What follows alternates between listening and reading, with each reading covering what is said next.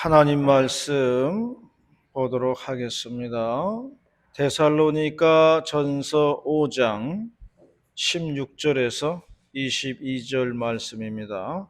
저하고 여러분이 한 절씩 교독하시겠습니다. 신약성경 데살로니가 전서 5장 16절에서 22절 말씀 교독하시겠습니다. 항상 기뻐하라. 범사에 감사하라. 이것이 그리스도 예수 안에서 너를 향하신 하나님의 뜻이니라. 예언을 멸시하지 말고 함께 봅니다. 악은 어떤 모양이라도 버리라. 아멘. 몇 년 전에 시찰 목사님들하고 산정호수에 놀러 간 적이 있는데요. 잠시 우리들이 이제 벤치에 앉아 있는데 어떤 아저씨가 오시더니만 그렇게 물어보더라고요. 올해 나이들이 어떻게 되셨어? 그러시더라고요. 그래서 아유, 올해 50 몇입니다. 그렇게 이야기를 했더니만 그 아저씨 하시는 말씀이 나도 나이 50 먹었을 때는 나도 나이 좀 먹었다고 생각을 했는데 내가 60줄에 들어가니까 50은 어린애더라고요. 어린애더라. 그런 얘기를 하시더라고요. 그리고 나이가 들어가지고 이제 환갑이 되니까 이제 나이 좀 먹을 만큼 먹었다고 생각을 했는데 70이 되니까 60은 또 아무것도 아니더라고. 그러시더라고요. 그래가지고 이제 또 70이 되었어요. 그래서 70이 돼가지고 이제는 뭐 어른이다 하고 생각을 했는데 80이 돼 보니까 70도 한창 때라는 거예요.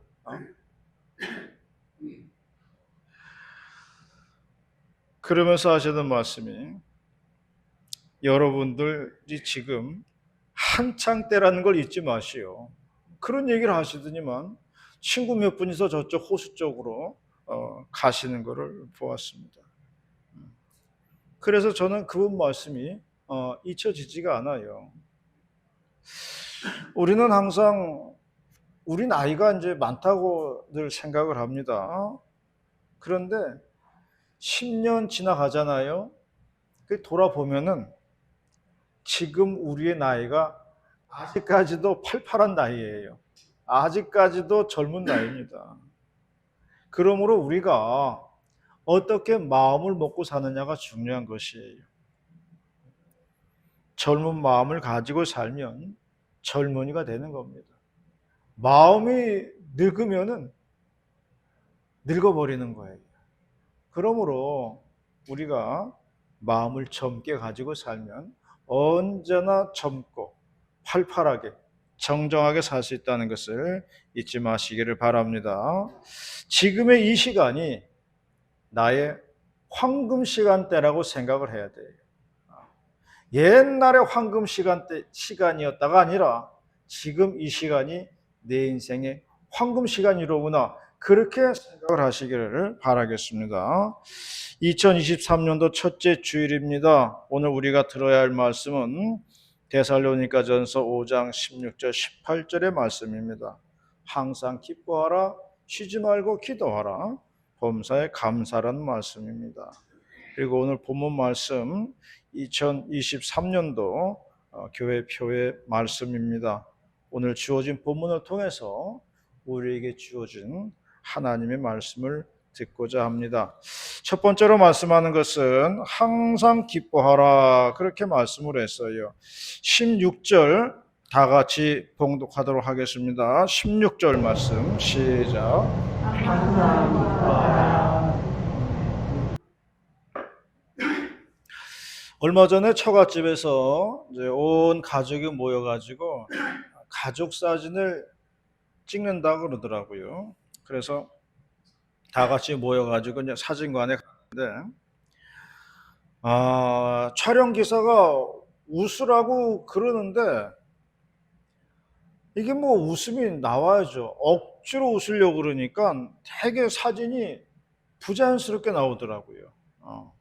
물론 뭐 무뚝뚝하게 그냥 찍는 것보다는 웃으면서 찍으면은 좀 낫긴 한데, 이게 안 나오는 웃음을 억지로 만들어서 이게 찍으려고 하니까 그게 더 부자연스럽더라고요. 그래서 이 웃음이라든지 기쁨이라든지 이런 것은요, 억지로 만든다고 되는 게 아니에요. 억지로 만들어서 되는 게 아닙니다. 이게 마음 속에서부터 우러나와야 기쁨이고, 마음 속에서부터 우러나와야지 되는 거지. 이게 억지로 이게 만들 수가 없는 거예요. 그러면 우리가 어떻게 기쁨의 웃음을 웃을 수 있을까? 제가 뭐 짧은 인생을 살아왔습니다마는 하나 깨달은 건 있어요. 이건 우리 어른들이 늘 하시는 말씀인데요. 하나가 좋은 게 있으면 하나가 나쁜 게 있더라. 하나가 나쁜 게 있으면 하나는 좋은 게 있더라. 이겁니다. 이 원리가 모든 상황 속에서 존재한다는 거예요. 모든 생활 속에서 존재한다는 겁니다. 우리는 이제 고 이건희 삼성 회장이나 또 이재용 회장 같은 사람들을 이제 부러워합니다. 우리나라 이제 최고의 갑부죠. 그리고 가장 영향력을 가지고 있는 분들이지요. 우리나라 최고의 레벨이지요. 그런데 그분들의 삶을 들여다보면요, 거기에도 괴로움이 있어요. 그분들도요, 가정사가 복잡합니다. 괴로움이 많은 분들이에요. 형제지간에 재판하지요, 다투지요, 형제끼리 싸우지요, 삼촌과 조카 싸우지요. 숱한 갈등과 괴로움이 있는 것을 볼 수가 있어요. 아버지 이병철의 제사를 앞두고서 뭐 올 수 있네 못 오네 그러면서 싸우잖아요. 삼성가의 그 가정 분란은요, 유명합니다. 복잡한 가정사를 가지고 있어요. 우리가 부러워하는 그런 분들도요, 이렇게 안 좋은 면이 있다는 것을 우리가 알아야 되는 거예요. 뉴스에 보니까 버락 오바마 대통령 부인이 그런 인터뷰를 했어요. 자기네들도 갈등이 많았다는 겁니다.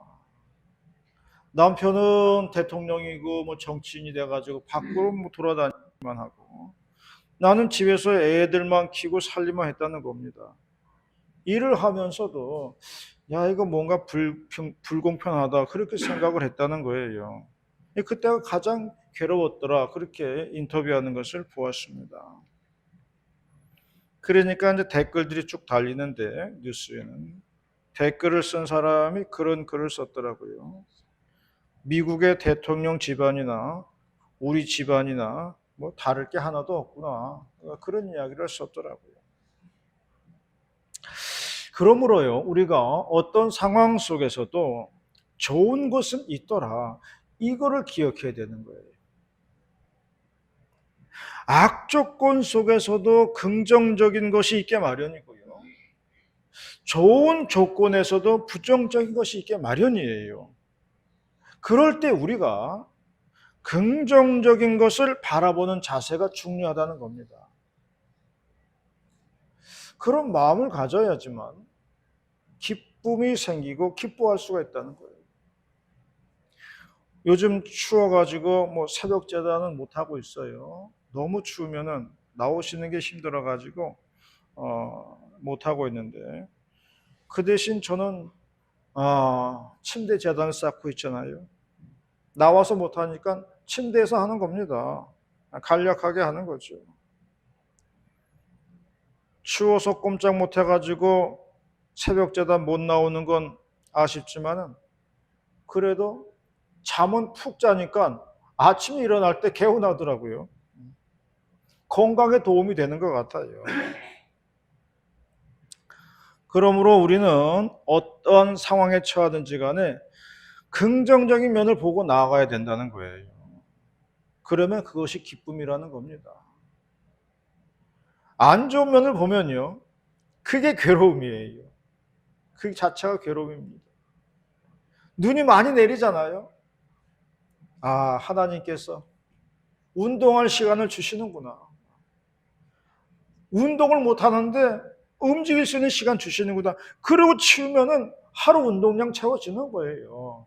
그런 마음으로 살아야 된다는 것을 말해주고 있습니다. 성경은 항상 기뻐하라고 했습니다. 그러나 그 기쁨은 얼굴에서만 나타나는 그런 기쁨이 아닙니다.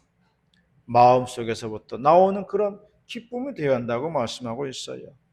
사도 바울도 말씀하시기를 육신의 할례가 중요한 것이 아니다. 마음의 할례가 중요하다고 말씀했습니다. 겉으로 드러나는 육체의 표시보다는 마음속의 표시가 더 중요하다고 말씀하고 있습니다. 하나님께서는 우리의 마음의 중심을 보신다고 했습니다. 하나님도 우리의 겉모습이 아니라 우리의 마음의 중심을 보신다고 했어요. 우리가 기쁨의 근원이신 주님께로 향할 때에 우리 마음속에 평안이 임할 줄로 믿습니다. 그러한 기쁨의 주님을 모시기를 바랍니다. 그리고 그러한 기쁨의 한 해가 되시기를 축원합니다. 두 번째로 말씀하는 것은요, 쉬지 말고 기도하라 말씀했어요. 17절 말씀 다 같이 공독합니다. 17절 말씀 시작. 쉬지 말고 기도하라. 제가 젊은 시절에는요, 성령 충만할 때요, 기도 시간이 너무 즐겁더라고요. 그래서 그때는 걸어가면서도 기도가 나오더라고요. 길 걸어가면서 기도하면서 걷게 되더라고요. 은혜가 충만할 때는요, 설거지하면서도 찬송이 나오는 거예요. 청소하면서도 찬송이 나오는 겁니다. 성경이 쉬지 말고 기도하라는 뜻은 1분 1초도 쉬지 말고 기도하라는 그런 뜻이 아니에요. 이 말은요, 우리의 세계랑 일상 하나하나를 다 기도하라는 거예요. 그냥 우리의 삶 있는 그대로, 우리가 사는 인생 자체를 그냥 기도하라는 그런 뜻이에요. 어느 집에 딸이 둘이 있는데 큰애는 무뚝뚝해가지고 말이 없어요. 그런데 작은 애는 학교에 갔다 오면 학교에서 무슨 일이 있었는지, 선생님하고 무슨 일이 있었는지, 친구들하고 어떻게 지내는지, 이거 자잘한 얘기를 다 얘기하는 겁니다. 그러면 그 부모는 그 소리를 듣는 게 재밌어요. 그리고 고마운 겁니다. 왜냐하면 말을 안 하고 가만히 있으면 알 수가 없는 거예요. 불안해지는 거예요. 얘가 아주 잘하고 있는 건지 못하고 있는 건지 알 수가 없어요. 그런데 소소한 이야기까지 다 하니까 듣는 부모로서는 안심이 되는 겁니다. 그게 기분이 좋다는 거예요. 우리 하나님 아버지가 원하시는 게 이런 거라는 거예요. 큰아들은 보통 부모 걱정할까 봐 말을 안 합니다. 하지만 그런 거 신경 안 쓰고 있는 그대로 떠들어대는 작은 아들과 같은 그런 모습을 좋아하신다는 겁니다. 구약 성경의 다니엘서 보면은 이런 이야기가 나와요. 바벨론의 느부갓네살 왕이 꿈을 꾸었는데요, 악몽을 꾸었어요. 신상이 커다란 게 있는데 머리는 금이고 가슴은 은으로 되어 있고 배와 넓적다리는 노스로 되어 있다 그랬어요.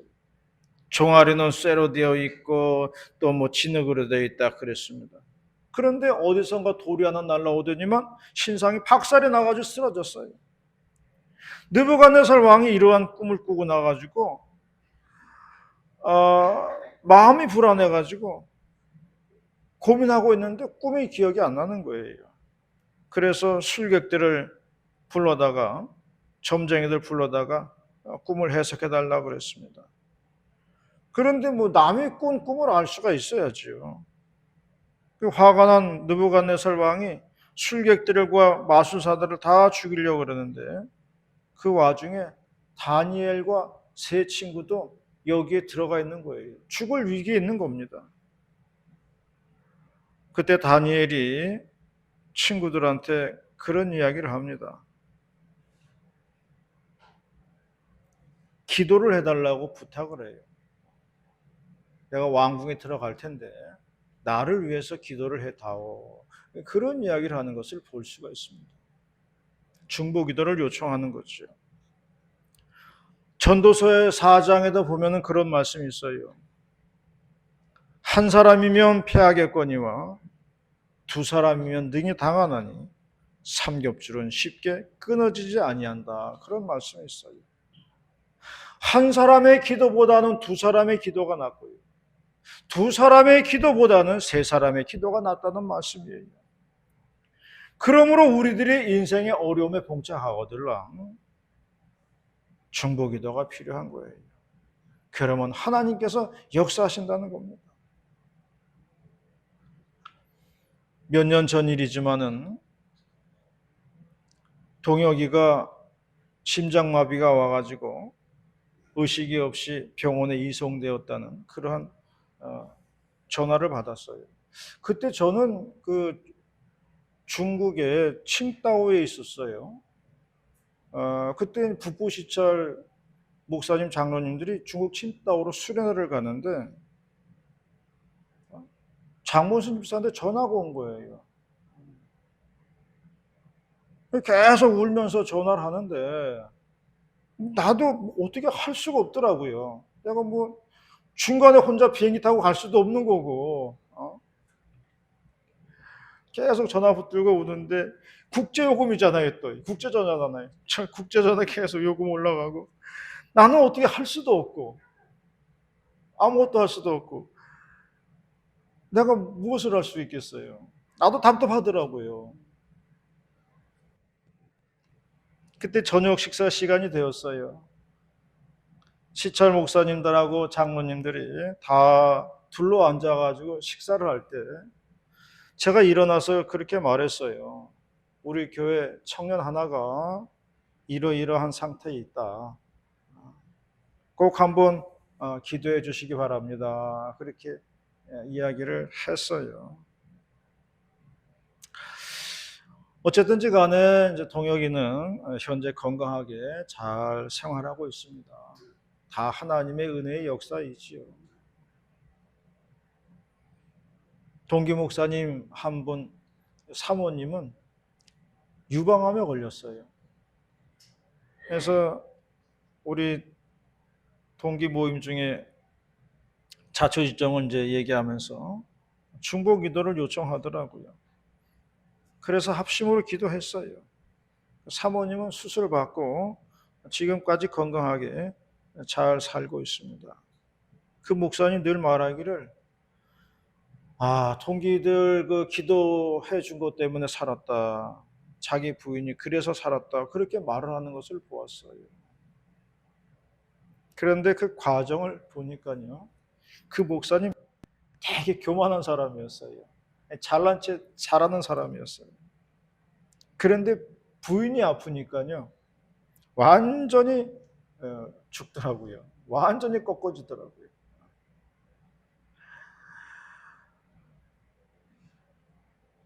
그거 보면서 하나님이 저렇게 병을 통해서 낮추기도 하시는구나 그런 생각도 들더라고요. 근데 사모님이 또 다시 건강 회복하고 또 좋아지니까 다시 또 옛날 또 그 버릇이 나오더라고요. 그래서 그런 생각이 들어요. 하나님께서는 한번 사람을 꺾으실 때가 있구나. 꺾어가지고 겸손하게 만드실 때가 있구나. 그런 생각이 들더라고요. 우리가 그럴 때 잘 연단받고 훈련받으면 더 훌륭한 모습으로 성장하는 것을 볼 수가 있습니다. 그러므로 쉬지 말고 기도하라는 말씀은요. 숨도 쉬지 말고 기도하라는 뜻이 아니에요. 나의 일상이 기도라는 거예요. 내 생활이 기도라는 거예요. 인생이 잘 돼가지고 기도해달라는 사람은 없어요. 다 무언가 문제가 있고 안 되니까 기도해달라는 거죠. 그러므로 기도라는 것은요, 하나님과의 관계를 회복하는 통로라는 것을 알아야 됩니다. 멀어져간 하나님을 다시 만나는 계기가 되는 거예요. 안 찾아간 부모님 집에 가가지고 다시 대문 두드리는 것 똑같은 겁니다. 그것이 바로 기도라는 거예요. 그러므로 기도는 하나님과의 관계 회복이요. 기도는 내 생활이 기도다. 그렇게 말씀하고 있습니다. 이러한 기도 생활을 해 가시는 저와 여러분이 다 되시기를 축원합니다. 마지막 세 번째로 말씀하는 것은 범사에 감사하라 이렇게 말씀했어요. 18절 말씀입니다. 18절 말씀 다 같이 봉독하시겠습니다. 시작. 범사에 감사하라. 이것이 그리스도의 사랑에서 너희를 향하신 하나님의 뜻이니라. 인격의 성숙을 어떻게 알 수 있느냐?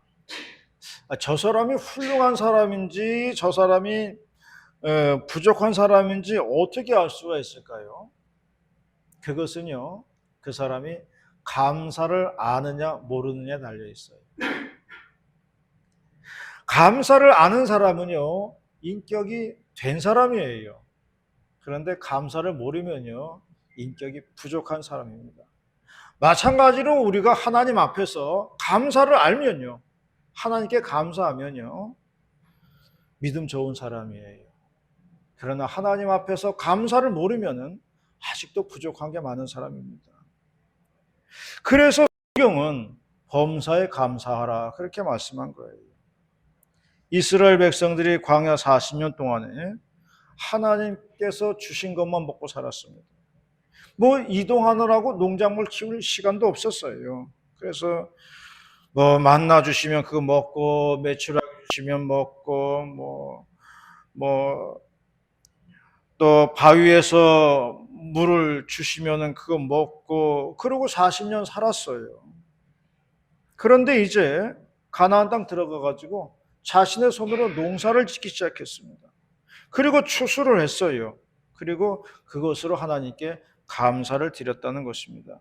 이것이 바로 믿음과 인격을 성숙시킨다는 것입니다.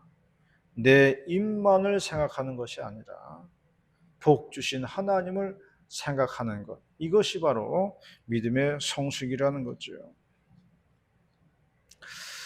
그러므로 우리가 감사하는 믿음을 가져야 되겠다 하는 것입니다. 예전에 신학교 동문 모임에 갔는데 그 동기 목사님이 그런 얘기를 해요. 자기에게 이제 딸이 하나 있는데 딸을 시집 보내야 된다는 겁니다. 그런데 고민이라는 거예요. 이 딸이 이제 어디다 이제 얘기를 하면은 내놓으면은 뭐 다 이제 얘기해야 되잖아요. 그 목사 딸이라고 얘기해야 되는데 믿음이 하나도 없는 거예요. 예배도 뭐 격주로 나오고 빠지기도 일쓰고 뭐 수련회 가면은 그냥 2박 3일인데 참지도 못하고 그냥 하루 만에 돌아오고 막 그러는 거예요. 그러니 이 아버지 목사가 고민인 거예요. 근데 어느 날 갑자기 이 딸이 자기는 예수전도단 6개월짜리 훈련, 제자 훈련에 들어가겠다 그러더라는 거예요. 그래가지고 아버지가 이게 웬일인가 해가지고 훈련소까지 데려다 주었다는 거죠. 이제 딸이 들어가서 훈련을 받는데 그룹별로 덩그렇게 앉아가지고 이제 자기의 마음을 열어놓는 그러한 시간이 있었습니다. 그 마음을 열어놓고 이야기를 하는데 자기 속마음들을 다 얘기하는데 정말 사연들이 많더라는 거예요. 부모가 이혼해가지고 상처받은 자매도 있고 아빠 사업이 망해가지고 고통스러워하는 자매도 있고 어린 나이에 가장이 되어가지고 가족을 부양해야 되는 자매도 있고 너무너무 가슴 아픈 상처들이 많이 있더라는 거예요. 겉을 보면 멀쩡한데 마음을 열어놓고 보니까 상처들이 많다는 것이에요. 이제 딸이 얘기할 시간이 되었어요. 그런데 얘기하려고 그러는데 자기는 할 말이 하나도 없더라는 거예요. 뭐 가정적으로 넉넉한 환경은 아니에요. 그러나 뭐 이렇다 할 상처가 있는 것도 아니에요. 그냥 별 탈 없이 그냥 무난하게 그냥 살아왔어요. 자기 순서가 돼서 얘기하는데 이야기할 게 없더라는 거예요. 그래가지고 아주 민망해서 혼났다는 이야기입니다. 딸이 이제 돌아왔어요. 돌아와가지고 아빠한테 그렇게 얘기했다는 겁니다. 아빠, 이제 보니까 내가 제일 행복하게 자란 것 같아. 감사하는 아이가 돼가지고 돌아왔다는 겁니다. 그때 목사님이 깨달았어요. 야, 자식 교육 내 맘대로 안 되는데 하나님께서 키워주니까 되는구나. 그런 생각이 들더라는 거예요. 자식이 내 맘대로 되나요? 말 들어요? 안 듣습니다. 그런데 하나님이 키워주니까 되더라는 거예요. 음료 마시는 차, 그거를 이제 좋아하시는 목사님이 있어요. 그 목사님 말을 들어보니까 매니아예요. 5가지 맛이 난다고 그러더라고요. 처음에는 떨떠름한 맛이 나다가도 조금 지나면은 향긋한 맛이 난다고 그래요. 그러니까 이게 맛이 5가지가 다 나온다는 거예요. 이걸 느껴야지만 진정한 매니아다. 그런 이야기 하더라고요. 쓴맛 속에서도 단맛이 있는 거예요. 단맛 속에서도 쓴맛이 있는 겁니다. 다 그 안에 들어가 있는 거예요. 그러므로 우리 인생의 고난과 고통 가운데서도요, 하나님의 은혜가 있다는 것을 깨달아야 됩니다. 그걸 볼 수가 있어야 돼요. 그것이 믿음이에요. 범사에 감사라는 말은 범사에 하나님의 손길을 인정하라는 겁니다. 하나님께서 나의 인생에 개입하셔가지고 인도하시고 역사하신다는 것을 인정하는 겁니다. 그것을 알면은 어떠한 형편에 처하든지 간에 우리가 감사할 수 있더라 하는 것을 말해주고 있습니다. 감사는 인격의 성숙이고 믿음의 성숙이라고 했습니다. 하나님께 많이 감사하는 우리 모두가 다 되시기를 주님의 이름으로 축원합니다. 기도드리겠습니다. 은혜롭고 자비로우신 아버지 하나님, 올 2023년도 한 해는 항상 기뻐하고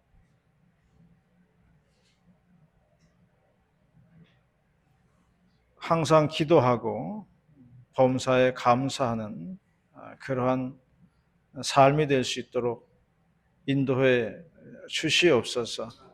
어떠한 형편과 처지에서든지 기도하고 기뻐하고 감사하는 그러한 복된 인생들이 다 될 수 있도록 성원교회 모든 성도들을 주장하여 주시옵소서. 할렐루야 감사드리며 예수님의 이름으로 기도 올리옵나이다. 아멘.